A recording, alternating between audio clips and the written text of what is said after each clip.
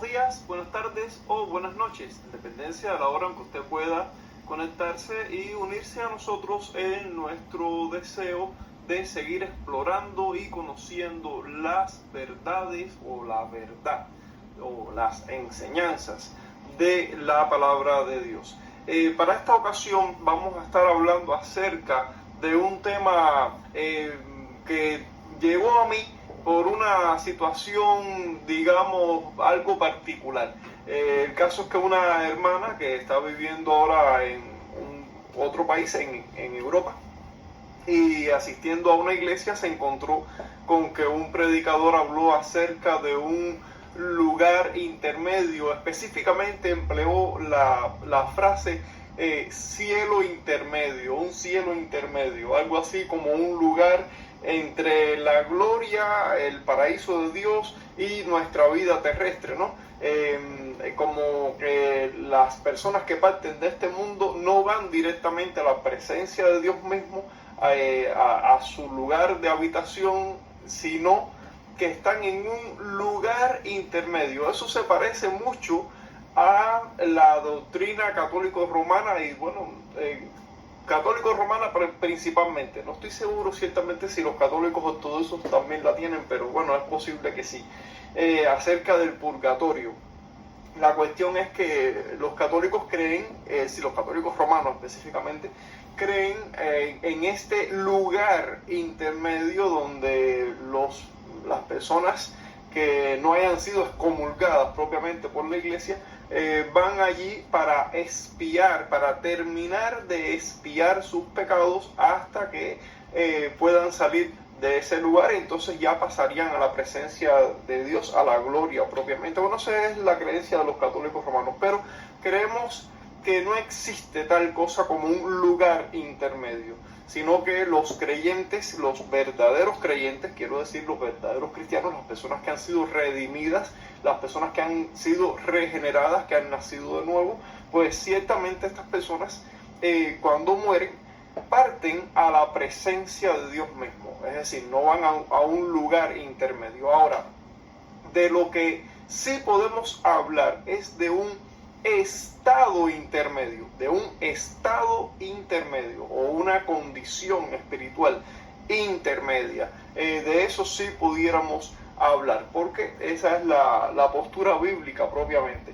Entonces vamos a estar citando algunos pasajes de las Escrituras respecto a este asunto que es propiamente escatológico, y ciertamente la escatología tiene un poco de misterio que siempre aún a las mentes más brillantes en la teología pues les va a dejar allí como que un espacio donde sencillamente no podemos explorar.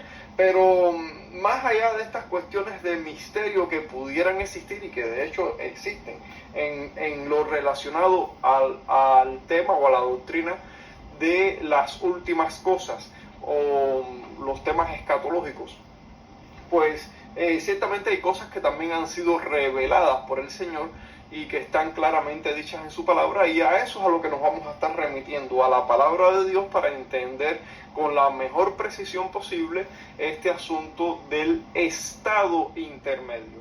Entonces, vamos a comenzar leyendo la palabra de Dios allí en la primera carta a los Tesalonicenses, capítulo 4, los versos del 13 al 18. Dice así: tampoco queremos, hermanos, que ignoréis acerca de los que duermen, es decir, los que han muerto, para que no os entristezcáis como los otros, es decir, los otros son los que no son creyentes, los que no pertenecen al pueblo de Dios, a la iglesia propiamente. Entiéndase que no pertenecen a la iglesia en el sentido de ser redimidos por Cristo, no en el sentido de que formen parte de la membresía de una iglesia local o una iglesia visible. Hay muchas personas dentro de las iglesias visibles que no son verdaderamente parte de la iglesia, sino que el texto se está refiriendo a las personas que son verdaderamente creyentes. Así que cuando dice no se entristezcan como los otros, es decir, los otros son los que no son verdaderamente creyentes y que por lo tanto no tienen las mismas esperanzas que sí tienen los creyentes. Y bueno, como dice el texto, los otros que no tienen esperanza. Porque si creemos que Jesús murió y resucitó, así también traerá Dios con Jesús a los que durmieron con él. Por lo cual os decimos esto en palabra del Señor, que nosotros que vivimos, que habremos quedado hasta la venida del Señor, es decir, está hablando del regreso de Cristo, a la segunda venida de Cristo, no precederemos a los que durmieron, es decir, que los que durmieron son los que murieron y ellos serán levantados primero. Nosotros los que estén vivos en ese momento no irán delante, sino que primeramente habrá resurrección de los muertos.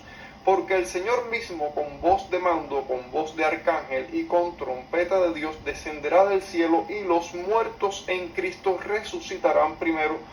Luego nosotros, los que vivimos, los que hayamos quedado, seremos arrebatados juntamente con ellos en las nubes para recibir al Señor en el aire, y así estaremos siempre con el Señor.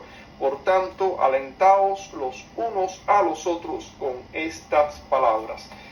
Ciertamente nos damos cuenta de que la palabra de Dios aquí en Tesalonicenses, en la primera carta a los Tesalonicenses, nos da una visión bastante general de ese momento del regreso de Cristo y de lo que va a suceder con los que murieron, que serán resucitados, y luego los que estén vivos en ese, es decir, los creyentes, la iglesia, que los que estén vivos en ese momento serán arrebatados y serán transformados. Tanto los que resucitarán con un cuerpo transformado, y los que estén vivos, que no pasarán por el proceso de la muerte, pues serán arrebatados y serán transformados también, de modo que tanto los que murieron como los que estén vivos serán llevados a la presencia del Señor para estar siempre con Él, ya en un estado de glorificación final y completa. Vamos a leer allí en Efesios capítulo 1, los versos 13 y 14. Dice allí: en él es en Cristo. En él también vosotros, habiendo oído la palabra de verdad, el evangelio de vuestra salvación, y habiendo creído en él, es decir, habiendo oído la palabra de verdad, que es el evangelio de la salvación, y habiendo creído ese evangelio, fuisteis sellados con el Espíritu Santo de la promesa, que es las arras, es decir, la garantía de nuestra herencia hasta la redención de la posesión adquirida para alabanza de su gloria. Y aquí hay un detalle interesante en este pasaje, cuando dice hasta la redención de la posesión adquirida. La posesión adquirida es la iglesia. Y este pasaje está mostrando, está haciendo una especie de comparación con algo propio del entorno, de la naturaleza, de la cultura de ese primer siglo, cuando se realizaba un comercio, cuando había una compra de una mercancía en el mercado, y era que el comprador llegaba al mercado, elegía una mercancía que iba a comprar y depositaba un dinero. No era todo el pago, sino un pago inicial, que era una garantía de que regresaría para llevarse toda esa mercancía. Entonces toda esa mercancía era marcada generalmente con algún tipo de marca o sello que pertenecía al comprador, de modo que esa mercancía era asegurada, era guardada, era separada para ese comprador que vendría posteriormente a recogerla toda en el momento en que regresara. Ya tendría su mercancía separada, dispuesta, preparada, lista para ser llevada por él cuando él llegara. Y él dejaba un pago inicial como garantía de que vendría a recoger esa mercancía. Eso es lo que ha hecho Dios con nosotros. Nos ha comprado y ha dejado en nosotros al Espíritu Santo como un pago inicial, como una primicia de todas sus maravillosas bondades que va aún a seguir derramando en nosotros, es decir, hasta completar la redención de esta posesión adquirida. La posesión adquirida es la iglesia, como dice Pedro en una de sus cartas, dice que somos pueblo adquirido por Dios, nación santa, pueblo adquirido por Dios. Entonces, la cuestión es que la redención es algo que está ya, pero no todavía. Estamos viviendo en lo que teológicamente se ha definido como el ya, pero no todavía. Es decir, nosotros, la iglesia, somos ya redimidos, ya hemos sido redimidos, pero esa redención aún no está completa, porque esa redención ha de completarse con la resurrección de nuestros cuerpos. Cuando muchos de nosotros, es decir, lo más probable, ¿no?, es que muchos muramos. Es decir, Cristo puede venir ahora mismo, Cristo puede venir mañana, y quizás a nosotros nos toque ser esa generación que esté viva en el regreso del Señor, pudiera ser. Pero si los acontecimientos normales de la vida se dan en nosotros como se ha dado en todos los creyentes que han sido antes que nosotros y también morimos, pues en la resurrección es que esa redención será finalmente completada. El estado final de nuestra redención se hallará allí en el momento de la resurrección. La cuestión es que entre que morimos y somos resucitados hay un estado intermedio, y llamamos así estado intermedio porque seguimos vivos espiritualmente en la presencia del Señor. Nuestros cuerpos mueren, nuestros cuerpos físicos mueren, se regresan al polvo como está establecido, vuelven al polvo nuevamente hasta el día de la resurrección. Pero como la resurrección es el estado final, entonces cuando esa resurrección sea ejecutada por el poder del Señor, pues entonces ya nosotros habremos llegado a ese estado final de la redención. Pero mientras tanto no hemos llegado a ese estado final, por lo tanto estamos en un estado intermedio, presentes al Señor en un sentido espiritual, vivos en la presencia del Señor, pero nuestros cuerpos aún esperando el momento de ser redimidos. Y eso es algo que va a suceder, pero cuando eso suceda es que será el momento del estado final y completo de nuestra redención. Por eso es que el texto en Efesios 1, 13 y 14 nos dice esa frase, hasta la redención de la posesión adquirida, específicamente en el verso 14, hasta la redención, como indicando que la redención que ya ha sido efectuada sí está presente en nosotros, sí es algo que ya tenemos, pero no es algo que ha sido completado aún. Nosotros estamos esperando que se complete esa redención. Por eso el texto habla en esos términos de ya, pero no todavía.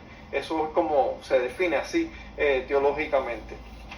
Y hemos recibido el Espíritu de Dios como la garantía de que ese estado final, que es la glorificación en la resurrección de nuestros cuerpos, será llevado a cabo. Es decir, cuando Cristo regrese por su iglesia, por su pueblo adquirido, como es el caso de ese ejemplo, de ese comerciante, de ese comprador que fue al mercado y separó para sí una mercancía, pagó un pago inicial, no todo el pago, sino solo un pago inicial, para garantizar que le aseguren, que le guarden, que le separen esa mercancía hasta su regreso, en que Él vendrá y recogerá su mercancía y se la llevará consigo. Así mismo sucede con nosotros, es como opera el proceso, este proceso de la redención. Tenemos otro pasaje que está allí en Romanos, un pasaje muy interesante, Romanos 8:23. Vamos a leerlo. Dice allí la palabra de Dios en Romanos 8:23. Dice, y no solo ella, ella es la creación. Está hablando en este punto de la creación. no solo ella, sino que también nosotros mismos, que tenemos las primicias del Espíritu, como vimos ya en Efesios 1, 13 y 14, que tenemos las primicias del Espíritu, el Espíritu que nos ha sido prometido, nos ha sido dado. Tenemos al Espíritu como esa primicia de todo el resto de las cosas, de las bendiciones que hemos de recibir en esta redención. Nosotros mismos que tenemos las primicias del Espíritu, nosotros también gemimos dentro de nosotros mismos, esperando, es decir, lo que es nuestra esperanza. Esto es un detalle interesante, lo que es nuestra esperanza, esperando la adopción, la redención de nuestro cuerpo. Recuerdo en cierta ocasión, estando en una iglesia en Cuba, que el pastor de esa iglesia, en un día tratando el asunto de la vida en el cielo, él decía que no había redención del cuerpo, y lo decía enfáticamente: no hay redención del cuerpo, no hay redención del cuerpo. La vida en la eternidad será solamente espiritual, es decir, que seríamos como espíritus simplemente, pero que no tendríamos cuerpos glorificados. Pero es que la Biblia enseña que sí tendremos cuerpos glorificados. Pero bueno, lo vamos a ir viendo más adelante en otros textos que vamos a ir citando. El caso es que este pastor necesita leer las Escrituras, ¿no? Y aprender de ella. Y la Biblia dice que nosotros esperamos la adopción y la redención de nuestro cuerpo. Volvemos al punto de el ya, pero no todavía. Recuerden, ya hemos sido redimidos, sí. Ya hemos sido adoptados, sí. Ya hemos sido justificados, sí. Ya hemos sido regenerados, sí. Pero no todavía, es decir, no todavía hemos alcanzado la plenitud, lo completo de todo este proceso en el que comenzamos con la regeneración. La regeneración, recuerden, es el nuevo nacimiento. Cuando usted nació físicamente, usted dio inicio a su vida en este mundo. Cuando usted vino a este mundo, cuando usted apareció en este mundo, cuando usted nació de su madre que le dio a luz a usted, usted dio inicio a la vida en este mundo. Esa no era toda su vida, simplemente era el comienzo de su vida. Así es la regeneración, es la experiencia de la vida cristiana, donde estamos en el inicio de la vida cristiana, pero todavía necesitamos pasar por todo el proceso de esta redención, que implica una serie de detalles, entre los cuales podemos mencionar la justificación, la reconciliación con Dios, que son asuntos puntuales en cierta medida, en cierto aspecto, ¿no? En cierta medida, digámoslo así, hay un aspecto, digamos, puntual de estas cuestiones de la soteriología. Pero hay un aspecto que es progresivo, que es la santificación.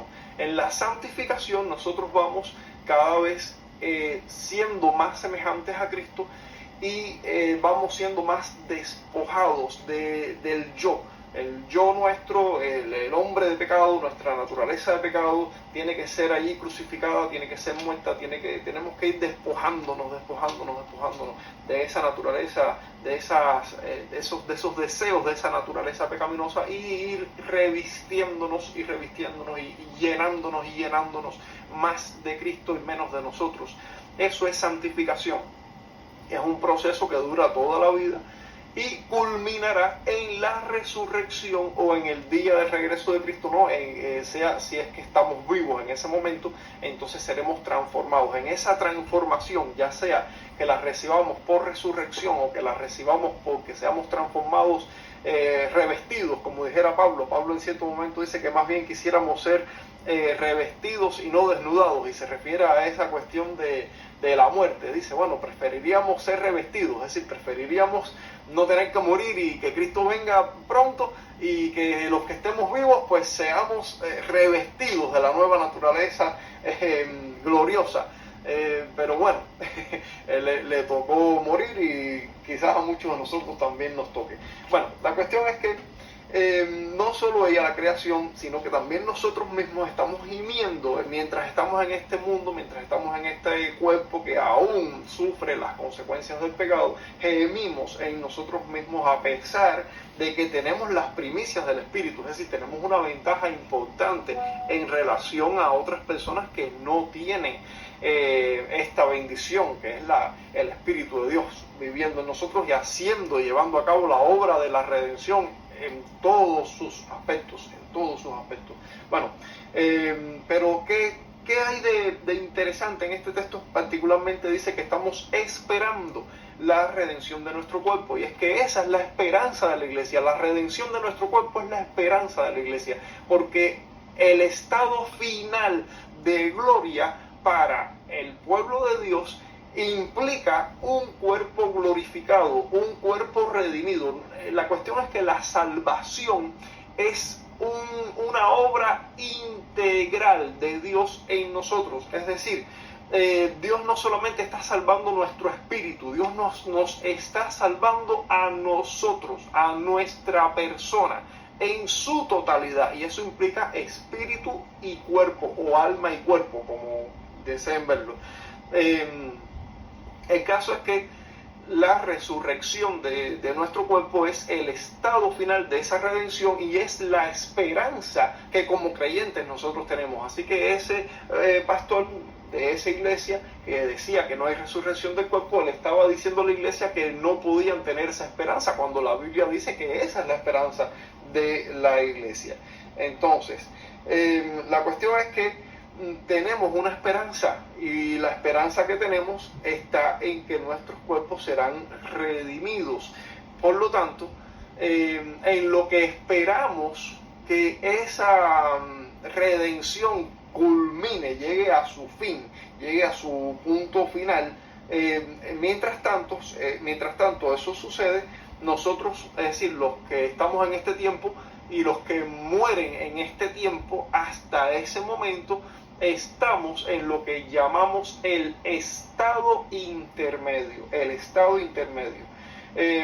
pero no tal cosa como un lugar intermedio. Es decir, no es que los que parten de este mundo van a un lugar distinto de la misma presencia de Cristo. Eso no sucede así.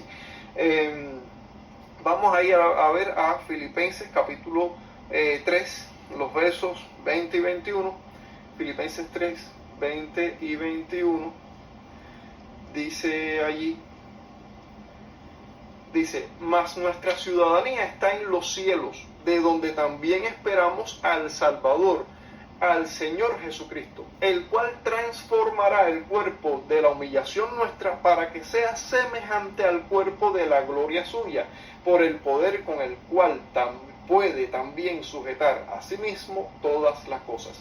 La cuestión es que esto es lo que estamos esperando, eso es lo que es nuestra esperanza. Nuestra ciudadanía está en los cielos, y cuando dice los cielos se refiere a ese lugar de la habitación de Dios, es decir, no a un lugar distinto, no a otro lugar diferente o separado de la presencia del Señor, sino en la misma presencia del Señor es donde pertenece nuestra ciudadanía. Ya no somos más ciudadanos de este mundo, aún estamos en el mundo, pero somos como extranjeros en este mundo. Y esperamos, de ese cielo esperamos al Salvador, es decir, el Salvador va a regresar, como leímos al principio en Primera de Tesalonicenses, hablando acerca del regreso del Señor y de lo que ocurrirá en ese regreso. Los que durmieron serán resucitados, por lo tanto nosotros tenemos esperanza, por lo tanto no debemos entristecernos como los que no tienen esperanza, porque nosotros sí la tenemos, en fin. Y dice que transformará el cuerpo de la humillación nuestra para que sea semejante al cuerpo de la gloria suya. Es decir, que nosotros seremos transformados, nuestros cuerpos serán transformados, ya sea por la resurrección o ya sea porque seamos revestidos de la gloria del Señor en ese momento, y tendremos un cuerpo semejante al que tuvo Jesús cuando salió de la tumba en la resurrección. Con el mismo cuerpo con que Jesús fue resucitado, así también nosotros seremos resucitados. Dice allí en Primera de Juan 3:2, vamos a leerlo. Primera de Juan 3:2 dice: amados, ahora somos hijos de Dios y aún no se ha manifestado lo que hemos de ser. Noten el detalle, ahora somos hijos de Dios, es decir, ya hemos sido adoptados, pero aún no se ha manifestado, es decir, estamos en el ya, pero no todavía. Aún no se ha manifestado lo que hemos de ser o lo que hemos de llegar a ser, que podría entenderse también de esa manera. Y no está diciendo, bueno, somos hijos de Dios ahora, pero después ¿qué seremos? ¿Seremos otra cosa que no sea hijos de Dios? No, Juan no está diciendo eso. Lo que está diciendo es que somos hijos de Dios y aún no se ha completado y no se ha manifestado toda la plenitud de lo que seremos en ese estado de gloria final. Pero sabemos que cuando Él, y ese Él es Cristo, se manifieste, es decir, en su regreso, en su segunda venida, seremos semejantes a Él, es decir, este cuerpo de humillación será transformado en un cuerpo glorioso, semejante a la gloria del cuerpo de Cristo. Como mismo fue Él resucitado, así también nosotros seremos. Como mismo Él fue glorificado, así también nosotros lo seremos. Dice, seremos semejantes a Él, porque le veremos tal como Él es. Esa es nuestra esperanza, esa es la garantía de la promesa que Dios nos está dando en su palabra. Por lo tanto, no debes creerle a alguien que te diga que nosotros ahora cuando partimos de este mundo vamos a un lugar diferente, porque eso no es lo que la Biblia enseña. Acabamos de ver que nuestra ciudadanía está en los cielos, que somos ciudadanos de ese reino, de donde esperamos al Salvador, y que seremos como mismo Él es. Es decir, que seremos transformados lo que sería ya nuestro estado final. Ahora, entre tanto, esperamos que ese estado final llegue a su culminación. Estamos en espera precisamente de que eso se complete, por lo tanto a eso se le conoce como estado intermedio. Pero una cosa es estado intermedio y otra cosa es lugar intermedio. La Biblia no da lugar, valga la redundancia, la Biblia no enseña de ninguna manera que los creyentes estaremos separados del Señor mientras esperamos que se complete nuestra redención. No, la Biblia no enseña eso en ninguna manera. Primero a los Corintios 15, ese es un pasaje icónico de este tema. Primero a los Corintios 15, dice allí, vamos a leer los versos del 42 al 54. Primero a los Corintios 15, del 42, dice allí exactamente. Así también es la resurrección de los muertos. Se siembra en corrupción, resucitará en incorrupción. Se siembra en deshonra, resucitará en gloria. Se siembra en debilidad, resucitará en poder. Se siembra cuerpo animal, resucitará cuerpo espiritual. Hay cuerpo animal y hay cuerpo espiritual.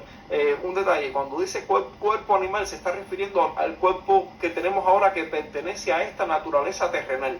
Pero cuando dice cuerpo animal, cuerpo espiritual, no está diciendo que seremos un espíritu, sino que está diciendo que seremos glorificados, que tendremos un cuerpo semejante al cuerpo de Cristo en su resurrección, que pertenece al cielo propiamente, sí, que pertenece al reino celestial, ya apto para la vida en la presencia de Dios en la eternidad para siempre. Es decir, que es un cuerpo glorificado con unas nuevas características propias de esa resurrección.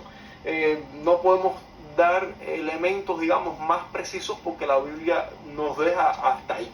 No podemos ir más allá de lo que está escrito. Pero sí entiéndase que cuando dice cuerpo espiritual, está hablando de un cuerpo propiamente.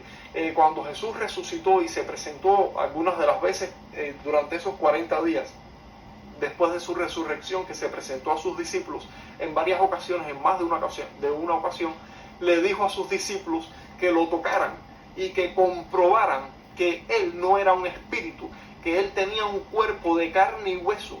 Lo que era un cuerpo glorificado, no era el cuerpo débil de nuestra naturaleza humana, sino que era un cuerpo humano también, pero un cuerpo glorificado, apto para la vida eterna.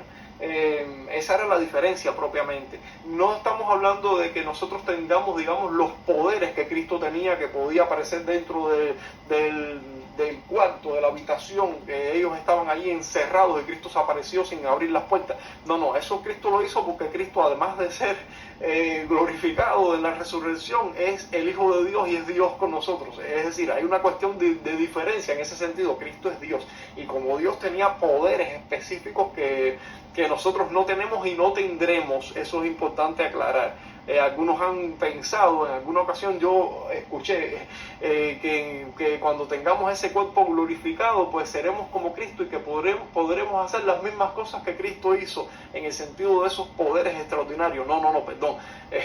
Hay una cuestión de diferencia ahí. Cristo pudo hacer ese tipo de cosas porque es Dios.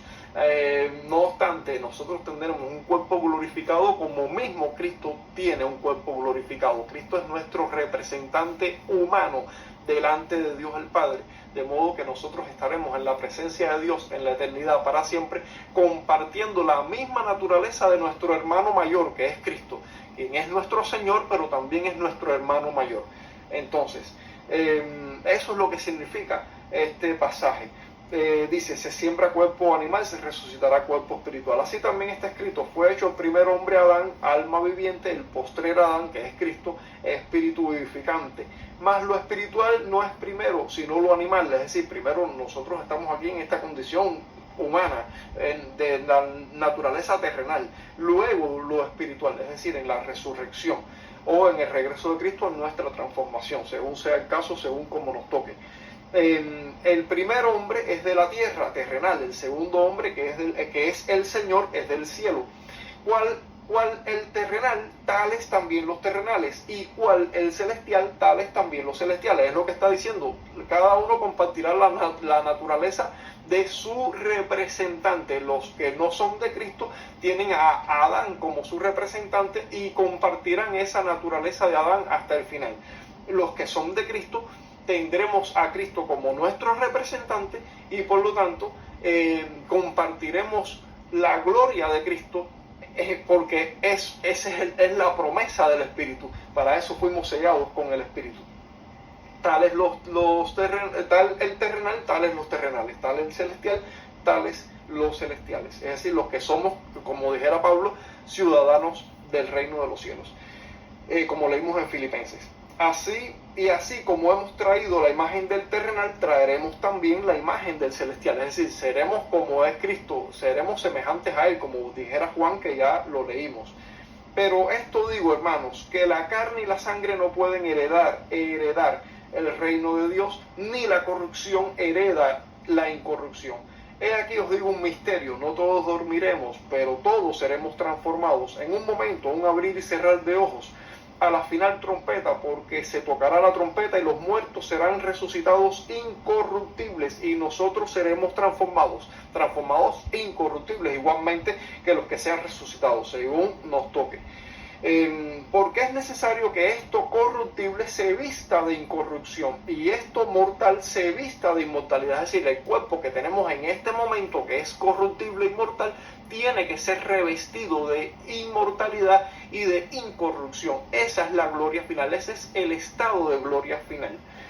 Y cuando esto corruptible se haya vestido de incorrupción y esto mortal se haya vestido de inmortalidad, entonces se cumplirá la palabra que está escrita: sorbida es la muerte en victoria. Dejamos este pasaje hasta aquí. La cuestión es que estamos esperando la redención, que la redención sea completada, como dijera Pablo en los Efesios, como leímos cerca del principio, hasta la redención de la posesión adquirida. Es decir, estamos esperando que sea completada esa redención. Entonces, mientras tanto, estamos en ese estado intermedio, esperando a que eso suceda. Pero no estaremos en un lugar distinto o separado de la presencia de Dios cuando partamos de este mundo. Vamos allá a Filipenses capítulo 1. Filipenses capítulo 1. Ahí el verso 23 dice la palabra de Dios. Dice allí: porque de ambas cosas estoy puesto en estrecho, teniendo deseo de partir y estar con Cristo, lo cual es muchísimo mejor. partir y estar con Cristo. Y dice 2 Corintios 5:8. 2 Corintios 5:8. 5:8, aquí está, dice: pero confiamos y más quisiéramos estar ausentes del cuerpo y presentes al Señor. Más quisiéramos estar ausentes del cuerpo, es decir, la muerte física, y presentes al Señor. Y Pablo dice partir o morir y estar con Cristo, lo cual es muchísimo mejor. Entonces nos damos cuenta de que la Biblia enseña, y Pablo específicamente, las enseñanzas de Pablo, que cuando un creyente muere va directamente a la presencia de Cristo, es decir, no va a otro lugar diferente. No hay tal cosa como un cielo intermedio, como dijera ese predicador que escuchó nuestra hermana allá en España, estaban en España o en Italia, no sabría decirle exactamente, pero bueno, el caso es que ella fue a una iglesia, escuchó a un predicador diciendo que las personas que mueren estarán en un cielo intermedio, en un lugar distinto, pero eso no es lo que enseña la Biblia de ninguna manera. Entonces Pablo asume que los creyentes al morir van a la presencia misma de Cristo y no hay tal cosa como un cielo intermedio. Vamos a ver por último el pasaje de Romanos capítulo 8, Romanos capítulo 8, los versos 29 y 30. Y dice allí la palabra de Dios, versos 29 y 30, dice: porque a los que antes conoció, también los predestinó para que fuesen hechos conformes a la imagen de su Hijo, para que Él sea el primogénito entre muchos hermanos. Y a los que predestinó, a estos también llamó, y a los que llamó, a estos también justificó, y a los que justificó, a estos también glorificó. Y este es un pasaje maravilloso. Este es un pasaje que ha sido descrito como la cadena de oro soteriológica. Así, soteriología. Soteriología es la doctrina de la salvación. Soter, del griego soter, salvación, y logos, estudio o tratado, es decir, el estudio de la salvación. Eso es soteriología. Y este pasaje, Romanos 8, 29 y 30, expone una especie de cadena, de orden, de eventos soteriológicos, es decir, algo que sucede primero, que sucede segundo, que sucede tercero, y así sucesivamente desde el inicio de nuestra carrera en la salvación y hasta el final de esa carrera. Claro que nosotros somos incorporados a esa carrera por la obra de Dios, no es nuestra carrera en el sentido de algo que nosotros iniciamos por nosotros mismos, eso no sucedió. Es la obra de Dios propiamente, la obra de Dios en nuestra salvación. Dice Romanos 8, 29, porque a los que antes conoció, y ese antes conoció lo puede comparar con Efesios capítulo 1 al principio, los primeros versículos, donde dice que somos elegidos y predestinados desde antes de la fundación del mundo para ser presentados delante de Dios sin mancha, sin nada que estorbe que podamos estar en la presencia de Dios. Dice que somos elegidos y predestinados desde antes de la creación del mundo. Así que cuando dice aquí en Romanos 8, 29, porque a los que antes conoció, debemos ubicar ese antes en antes de la creación. No sé, es decir, nosotros no fuimos elegidos en algún momento de nuestra vida, sino antes que el mundo fuese creado. Dios tenía ya presente a un grupo de personas que iba a crear para que formaran parte de su pueblo. Yo sé que esto puede ser, digamos, que un punto crítico para la mente habituada a la teología arminiana, y sin que sea mi interés para este audio, para este video, para este proyecto, para esta enseñanza, a hablar o debatir acerca de las diferencias doctrinales entre un tipo de denominación y otra, o entre un tipo de escuela teológica y otro tipo de escuela teológica. En fin, no me voy a meter, no me voy a introducir en el tema de las diferencias entre el arminianismo y la línea reformada. En fin, no vamos a hablar de eso porque eso nos ocuparía demasiado tiempo y no es el propósito de este marco, de esta enseñanza propiamente. Estamos aquí para hablar y entender un tema doctrinal que es el estado intermedio. Pero hay que entender algo propiamente, y es que la Biblia enseña la elección y la predestinación. Yo sé que a algunos no les gusta, especialmente a los que piensan conforme al arminianismo, no les gusta el tema de la elección y la predestinación. Ellos no lo consideran como algo, incluso hasta lo ven como algo injusto, como si Dios fuera injusto en ese sentido, si tal cosa fuera cierta, pero Dios no es injusto de ninguna manera. Y eso es lo estamos diciendo, no es tema para este, no es contenido para este tema. Y sin querer introducirnos en eso porque nos robaría demasiado, pero ciertamente tenemos que asumirlo, porque la Biblia lo enseña literalmente, la Biblia lo enseña así, a los que antes conoció, y ese antes tiene que ser ubicado en antes de la creación del mundo, como lo enseña Pablo en los Efesios, al principio de la carta a los Efesios. Dice que los predestinó, a los que antes conoció, y ese antes de la creación del mundo los predestinó, es decir, Dios estableció un destino previamente, porque es lo que significa predestinar, antes, de antelación, y destinar indica la preparación de un destino. Dios preparó un destino previamente para estas personas a las cuales Él conoció. Y cuando decimos no, porque no lo decimos nosotros, cuando la Biblia dice, porque lo estamos leyendo lo que la Biblia dice, cuando dice a los que antes conoció, la palabra conoció, ahí tiene el mismo sentido en el que encontramos cuando dice que Adán conoció a Eva. ¿En qué sentido Adán conoció a Eva? En el sentido de una unión conyugal, en ese sentido de unión íntima, en ese sentido de amor, de experimentar un amor que fue propio de ese matrimonio de ellos. Es decir, que Dios, cuando dice que nos conoció, dice que nos amó, en ese sentido de unirse, de preparar un destino en el cual nosotros estaríamos unidos a Él porque Él decidió amarnos. Está hablando en el sentido de que Dios eligió desbordar o derramar su amor sobre estas personas. Eso es lo que está diciendo, a los que antes conoció, los predestinó. ¿Y los predestinó para qué? ¿Cuál era el propósito de esa predestinación? Para que fueran hechos conformes a la imagen de su Hijo, para que Él sea el primogénito entre muchos hermanos.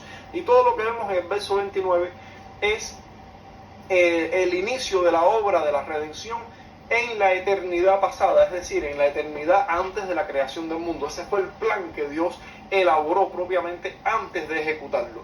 Es decir, que todo el verso 29 está hablando de todo lo que es el plan de Dios para nuestra redención desde la eternidad pasada. Cuando hablamos de eternidad pasada, entiéndase que nos estamos ubicando en una línea del tiempo en el cual vemos a Dios en un principio, antes de la creación del mundo, llevando a cabo, ejecutando este plan, este deseo de su propia voluntad para la creación que iba a llevar a cabo un poquito más adelante, ¿no? Posteriormente iba a llevar a cabo una creación, y dentro de esa creación iba a elaborar un plan, iba a ejecutar un plan de redención de unas personas, de un grupo de personas a las cuales Él decidió amarlas. Bien, eso es lo que nos está diciendo básicamente ese verso 29. Ahora, el verso 30 es la aplicación de ese plan ideado en la mente de Dios en la eternidad pasada, ya en nuestra historia propiamente, en nuestra historia personal. Dice el verso 30, y a los que predestinó, a los que Él desde antes había predestinado y conocido en su mente, desde la eternidad pasada, a esas personas, llegado el momento, también llamó. dice el verso 30, también llamó. Es decir, está hablando ya de cuando Dios hace ese llamamiento especial, particular, a la vida de ese elegido, de ese escogido, de ese predestinado, para que esa persona entre en el plan que él previamente había preparado para esa vida. Así que los llamó, y a los que llamó también los justificó, y a los que justificó también los glorificó. Hay una serie de detalles que no aparecen explícitamente en este texto, como serían, por ejemplo, la adopción o la justificación. No se mencionan explícitamente, pero no es necesario que se mencionen, porque nos dice que el propósito de esa predestinación era que estas personas fueran hechas conforme a la imagen de su Hijo Jesucristo, para que este Jesucristo fuera el primogénito entre muchos hermanos. Así que si Jesús iba a ser el primogénito entre muchos hermanos, eso da la implicación directa de que estas personas tenían que ser adoptadas hijos de Dios. Por lo tanto, aunque no está explícitamente dicho, está implícitamente abordado o abarcado en ese pasaje. Y el tema de la santificación, o el aspecto de la santificación como parte del proceso de redención, que no está explícitamente dicho en este texto, pero igualmente no necesita estar explícitamente dicho, porque está implícitamente recogido cuando dice que esas personas tienen que llegar a ser hechas conforme a la imagen de Jesucristo. ¿Y qué significa ser hechos conforme a la imagen de Jesucristo? Pues tiene que cumplirse lo que Pablo dice en Gálatas 2:20, cuando dice: ya no vivo yo, mas vive Cristo en mí.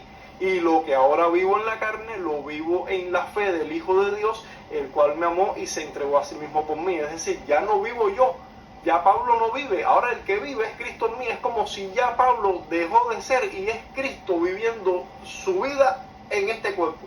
Es como que, digámoslo de una manera, es como si hubiera habido una evolución espiritual, claro. Disculpe, claro, tal cosa como una evolución, no es la palabra que usaríamos comúnmente, ¿no? Pero es una palabra ilustrativa, solo como un ejemplo. Está hablando de que el yo nuestro es cada vez más eliminado hasta que Cristo es completamente formado en nosotros, como dice Pablo a los Gálatas. Dice que Pablo seguía sufriendo dolores por causa de los Gálatas. Dice, hasta que Cristo sea formado en ustedes. Y es lo que se refiere a la santificación. ¿Qué significa ser santo? ¿O qué significa ser santificado? ¿O qué significa crecer en santidad? Significa ser cada vez menos de mí y cada vez más Cristo en mí. Eso es lo que significa ser santificado, ser hechos conforme. La palabra conforme significa adoptar la misma forma. Es como cuando se vierte algo, una sustancia en un molde, y esa sustancia luego se solidifica dentro del molde, y cuando se separa esa sustancia del molde, esa sustancia ha adquirido la misma forma del molde. Puede ser, digamos, un metal que se vertió en estado líquido dentro de un molde, se solidificó, y cuando se separa del molde, el metal, que era un chorro líquido, cuando se introdujo dentro del molde, al solidificarse, adquirió la misma forma del molde. Lo vemos, por ejemplo, también en la gelatina. Cuando usted prepara gelatina y la vierte, la mezcla dentro de un molde y lo pone a refrigerar, y cuando se ha enfriado y se solidifica dentro del molde y usted retira la gelatina del molde, esa gelatina ha adquirido la misma forma del molde. Es a lo que significa cuando dice aquí que sean hechos conformes, es decir, que adquieran la misma forma. O cuando Pablo dice allá en Efesios, dice hasta que todos lleguemos a la medida de la estatura de la plenitud de Cristo, es decir, hasta que todos alcancemos el ser semejantes a Cristo. Eso significa crecer en santificación. Por lo tanto, el pasaje de de Romanos 8, 29 y 30 habla de predestinación, habla de adopción implícitamente, habla de santificación implícitamente, habla de llamamiento explícitamente, habla de justificación explícitamente y termina diciendo que a los que justificó, a estos también glorificó, y lo dice en tiempo pasado, como algo que ya ha sucedido. Y es interesante porque nosotros no hemos alcanzado aún ese estado final de gloria. Sin embargo, encontramos en el pasaje que Pablo dice que a los que predestinó, a los que conoció desde antes, termina diciendo los glorificó, como si ya estuvieran en la gloria. La cuestión es que el plan de Dios es infalible. Dios no va a fallar en su plan. El plan de Dios no puede fallar. Por lo tanto, todos los que han sido predestinados y conocidos por Dios desde antes van a terminar en la gloria como algo absolutamente seguro. Nada podrá impedir que esas personas vayan a la gloria. Por lo tanto, Dios lo ve como algo que ya está hecho, como algo ya realizado. Para Dios no hay fallas, no puede fallar, nada fallará. Entonces, estas personas no irán a un lugar intermedio, no irán a un lugar distinto, irán a la misma gloria de Dios. Dice allí en Colosenses 3:4, Colosenses 3:4 dice, cuando Cristo, vuestra vida, se manifieste, es decir, cuando regrese en su segunda venida, en su retorno, cuando Cristo, vuestra vida, Cristo es nuestra vida está escondida en Cristo, se manifieste, entonces vosotros también seréis manifestados con Él en gloria. Es decir, nos espera la gloria, no nos espera otra cosa, y nos espera tanto el estado glorioso, compartiremos la misma semejanza de Cristo gloriosa y compartiremos el mismo estado de gloria y compartiremos el mismo lugar de gloria. No vamos a ir a un lugar distinto ni vamos a tener una condición diferente. Por lo tanto, esa enseñanza de un cielo intermedio, esa enseñanza de un purgatorio, esa enseñanza de un lugar distinto, sencillamente no es bíblica, sencillamente no es palabra de Dios, sencillamente no es algo que la Biblia enseña y no es algo que ningún creyente deba creer, porque eso no forma parte de las esperanzas del creyente, no forma parte de esa esperanza. La esperanza del creyente es la gloria, la esperanza del creyente es la redención de nuestro cuerpo, la esperanza del creyente es el estado final. Y mientras tanto, que aún no hemos llegado a ese estado final, que aún Cristo no ha regresado, que aún no ha habido resurrección de los cuerpos, que aún no ha habido transformación, estamos en ese estado intermedio hasta que se complete el estado final. Pero aún en el estado intermedio, Pablo dice estar con Cristo, lo cual es muchísimo mejor. Partir y estar con Cristo, ausentes al cuerpo y presentes al Señor. Es decir, no hay tal cosa como un lugar o un cielo intermedio o distinto o nada de eso. Pablo dice que somos ciudadanos del cielo, ciudadanos del reino de los cielos, de donde esperamos al Señor Jesucristo, a nuestro Salvador, y que cuando eso ocurra nosotros seremos transformados y seremos igual a Él en esa semejanza de su gloria. En fin, no hay tal cosa como cielo intermedio, ni como lugar diferente, ni como un estado o condición distinta. Sencillamente, la gloria nos espera porque esa es nuestra esperanza y esa es la promesa de Dios, y hemos recibido el Espíritu de Dios como primicia que garantiza que esa promesa se ha de cumplir. Dios les bendiga.